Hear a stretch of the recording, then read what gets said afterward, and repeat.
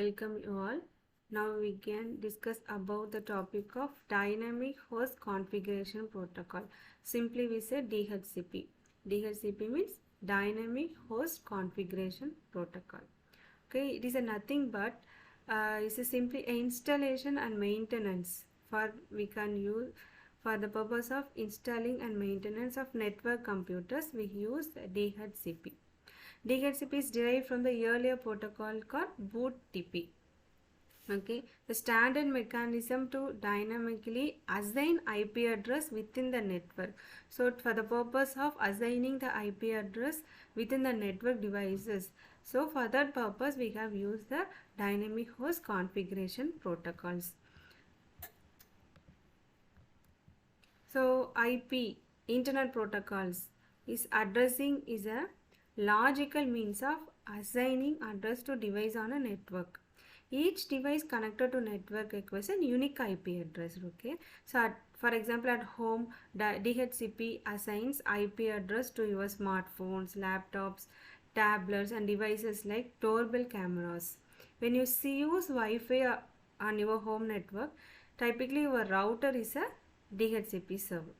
In a large enterprise settings, DHCP server is usually a dedicated computer. So a separate computer is maintained for this DHCP process. Okay, so DHCP is a network management protocol. So simply said to be a network management protocol. So DHCP is assigns IP address to which the what are the devices connected to it. Okay, the client device. So DHCP is also said to be a client server device. So what are the devices connected to that DHCP is said to be a client device. The client device such as a laptop join a network. So you need to join in a network is requires an IP address. So that request is made to the DHCP server. Okay, then what are the drawbacks of manual configuration? So while using the dynamic host configuration protocol, it automatically assigns IP address to the devices which are connected to it. Okay, the before that we use the manual configuration, right? So what are the drawbacks of that?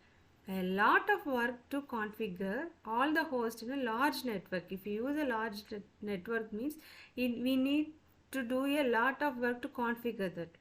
Okay, for that is what pain difficulties in the manual configuration. So another one is a configuration process in error prone. Okay, so many errors are happens during the IP addresses. So it is necessary to ensure that every host get the correct network number and that two hosts receives the same IP address.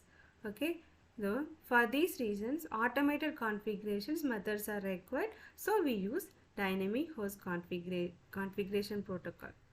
The main goal of DHCP is to minimize the amount of manual configuration required for the host. The important thing to remember about DHCP is that it's a protocol for the internal work only, for not for the external works. It is for mainly the internal networks, and it's not used to assign public IP address, but it is a private one. It's not a public one. It is used for only the private purposes. Okay, then these are all the overall structures of DHCP server. So the DHCP server is assigns IP address to what are all the devices connected to it. Here there is 3 devices. It assigns a 3 IP address to each and every devices. Okay, then these are all some overall structure of the DHCP. So we have a Google IP address have a 64.233.160.0. Okay, it having a router, and this route while using the by using these routers there are D devices connected to it. One is a phone, laptop, and one is a game device. So for each and every device having an IP address. So who are assign this IP address? Nothing but DHCP, that is a router. Okay, then so I explain with a simple examples. So listen carefully. First, I have one router in my home. Okay, so in my home I have a router. It's said to be like a modem. we said modem in simply. Okay, so that is said to be a DHCP server. So I have one in that in my room. So I need to connect first device, like it may be a laptop, or it may be a phone, or it may be anything. Okay, so I need to what are all the devices need to access the internet is used for the DHCP request. Okay, then I use I sorry first uh, I need to assign IP address for my first device. Okay, so what it do means the first device which connect is send a DHCP request to the router. Okay, that first it sends a request to the router, then the router mm, assign IP address to that device.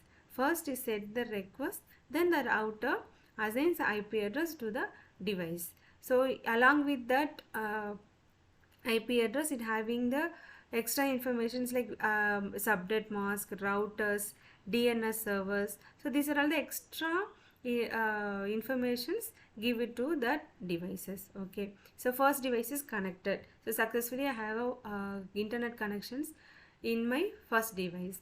Okay, then I need to connect another devices to that router. So what it do, the second device send request to the first device also, and also the DHCP server. So then only it allots the different IP address to first user and the second user, first device and the second device, right? So second device sends request to the first device and then to DHCP server. Okay, then the DHCP checks whether if for example it assigns an IP address to second devices, means it ensures that that IP address not already alerted in other devices. So it checks first. Okay, it checks, and for that, so it sends a reply to both the first device and then the next device. So after confirming not having the IP address and not alerted the IP address before, means it assigns a new IP address to the second device. So for second device IP address is 92.168.29.3. okay, then okay, I connect the two devices to the DHCP server. Okay, then I need to connect with router with extra one devices, that is a third device.